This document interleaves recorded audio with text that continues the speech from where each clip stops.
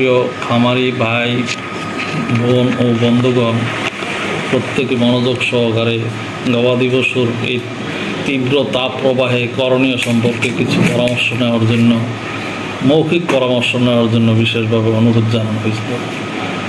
এই তাপ প্রবাহে আমরা সাধারণত গবাদি পশুকে যেন তেন স্থানে বাঁধতে দেখা যায়, তো কিছু পরামর্শ অনুযায়ী গাছের এই গরমের সময় গাছের নিচে অথবা কাঠ বাগানে রাখা উচিত। আবার এই আমরা ঘর তৈরিতে একটা ভুল করি, টিনের চালা দিই। টিনের চালা না দিয়ে সিমেন্টের টিন দিয়ে চালা দেওয়া উচিত প্রত্যেকটা ঘরের গবাদি পশুর অথবা মুরগির খামারের ঘরে, যাতে তাপটা শোষণ করতে পারে।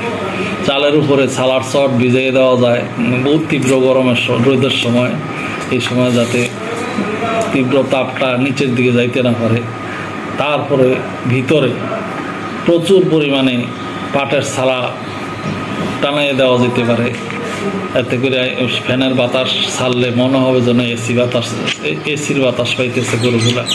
আবার যারা আমরা খামারিগণ ভিতরে মালিকগণ এবং পরিচর্যাকারীগণ ভিতরে ঢুকলেই বুঝতে পারবেন যে গবাদি পশুগুলো খুব আরাম বোধ করতেছে এবং এসির মতো বাতাস লাগতেছে ভিতরে, যদি কতক্ষণ পর পর ছালাগুলা ভিজিয়ে দেওয়া হয়, এতে করে গরুগুলো আরাম পায়। এবং প্রচুর পরিমাণে প্রত্যেকটা গরুকে প্রতিদিন অন্তত ইলেকট্রোলাইট স্যালাইন, গ্লুকোলাইট স্যালাইন, ওরালাইট স্যালাইন, এইসব জাতীয় স্যালাইনগুলো প্রতিদিন যে কোনো একটা যদি খাওয়াই দিই, আমরা এই গরমের ডিহাইড্রেশন থেকে আমরা মুক্ত পাবো। গবাদি পশুর ডিহাইড্রেশন থেকে মুক্ত থাকলে বিভিন্ন রোগ ব্যারাম থেকে আমরা মুক্তি পাবো বলে আশা করি। এই জন্য আমরা এই ব্যবস্থাগুলো চালু রাখি।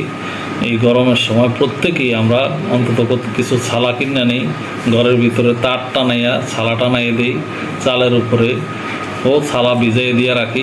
কিছুক্ষণ পর পর 2-3 বার গরুকে এই স্প্রে করে দিই, গরুর লতা পাইপ দেওয়া রাখা গরুকে গোসল করানো যেতে পারে, কিছুক্ষণ পর পর ভিজিয়ে দেওয়া যেতে পারে যাতে আরাম বোধ করে, তাহলে তীব্র গরমটা তাদের সহ্য হবে।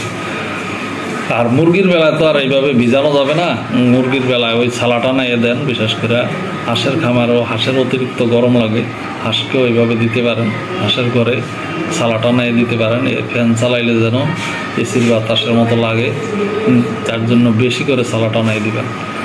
আর প্রত্যেকে চিন্তা করবেন যে গবাদি পশু যাতে অসুখ বিসুখ হয়, যাই হোক, এগুলো আমাদের পরামর্শ নেওয়ার জন্য প্রাণী সম্পদ অফিসে, স্থানীয় প্রাণী সম্পদ অফিসে যোগাযোগ করার জন্য সকল ভাই ও বোনদেরকে এবং বন্ধুগণকে বিশেষভাবে অনুরোধ জানাচ্ছি তাৎক্ষণিকভাবে প্রাণী সম্পদ অফিসের সাথে যোগাযোগ করার জন্য।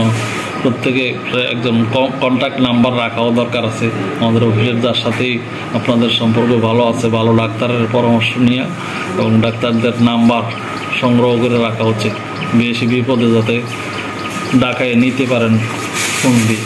অথবা যারা গবাদি পশু গরিব আছেন, এমনও আছে যে সামর্থ্য কুলায় না ডাক্তার নিতে, তারা তাৎক্ষণিকভাবে অফিসে এসে যোগাযোগ করে বিনামূল্যে পরামর্শ নেওয়ার জন্য বিশেষভাবে অনুরোধ জানাচ্ছি। এই বলে আমার এই সামান্য কথাগুলো বললাম, যদি কোনো ভুল ত্রুটি হয়ে থাকে তাও ক্ষমার দৃষ্টিতে দেখার জন্য অনুরোধ জানাচ্ছি। আসসালামু আলাইকুম।